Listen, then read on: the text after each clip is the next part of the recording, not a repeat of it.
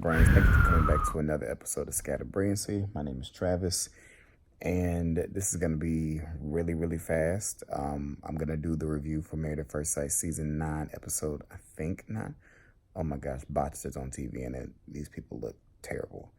So I'm just doing this review really quickly because I feel like tonight's episode wasn't really much of anything. It wasn't interesting at all, just to be honest with you. So if you're looking for like the regular Travis review, you probably might not get it. So I don't even have notes. I feel like I don't even need notes for this episode. So this episode was all about everybody's 1 month anniversary.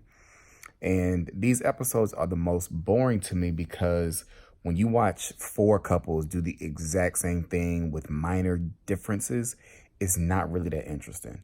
So the entire episode was watching them lead up to their 1 month anniversary, go on some kind of date for their 1 month anniversary, exchange gifts, then receive the gifts from the experts. That's what every couple did on this episode. So Kyrus, let's see what stood out about them. As far as the gifts that they exchanged for each other, she gave him vinyls because I guess he collects vinyls, and he gave her a necklace. And everybody's gifts from the expert was the same. They got the photos, the marriage license, and the vows. Mamber got a screening of their wedding. Don't know why they got an extra, but everybody else pretty much got the same thing. You know, that's that. So as far as Kyrus is concerned, that's it. Oh, and then at the end of the episode, they picked his ring up from being resized because it was too big. Kyrus talked to her mom earlier in the episode about her thinking that he's concerned about her virginity, and her mom was just like, just get in there and do it. You know, you're overthinking this, pretty much what her mom said. So moving on to who usually comes next in my thing, DeGory. Pretty much the same thing for them. They went on a bowling date earlier in the episode. Greg is still trying too hard. He's just really wanting some kisses, and Deanna, obliged. They had a bet at the bowling alley.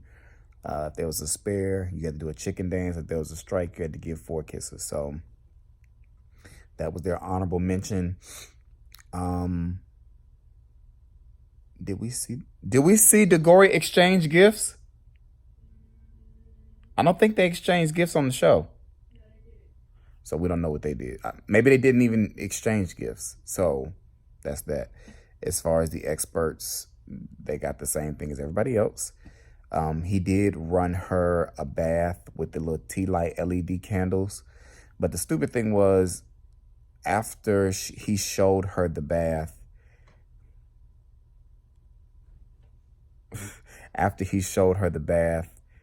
they both put on their PJs and got in bed and went to sleep, but the LEDs were still lit in the bathroom and the tub still had water in it. So clearly they did that for the show. I'm pretty sure once, the cameras left, they got naked and went in the bathtub and humped or something like that. But I just thought that was stupid of them to even have to go through that process of, oh, well, let's act like we're going to bed and all that stuff. It was dumb. So nothing really else happened with them. Greg is still, like I said, pressed to just be touched. Next up, there's Mamber. Open the door again.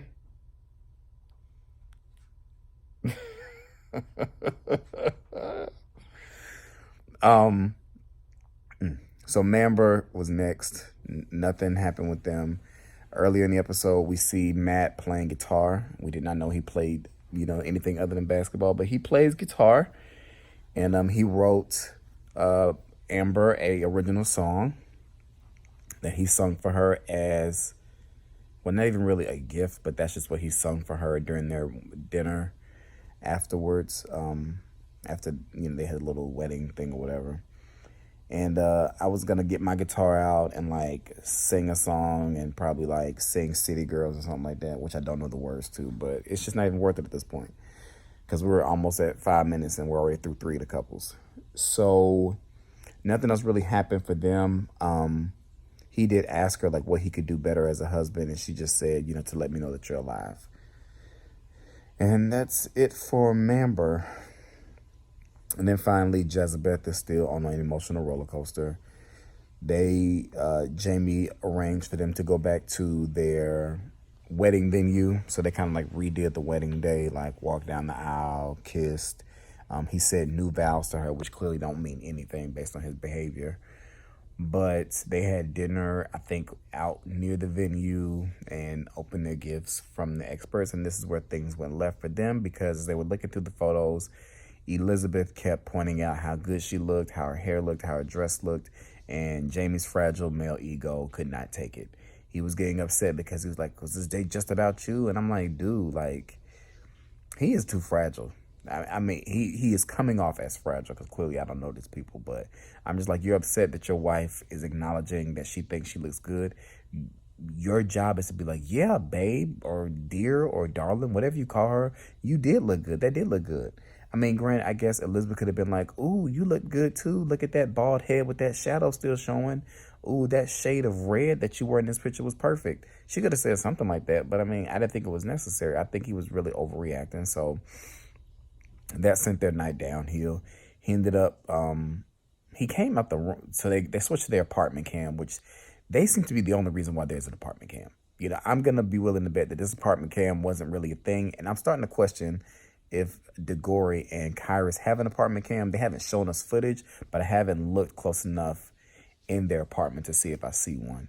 But they switched to Jezebeth's apartment cam, and we see Jamie trying to talk to her, and she ain't trying to hear it.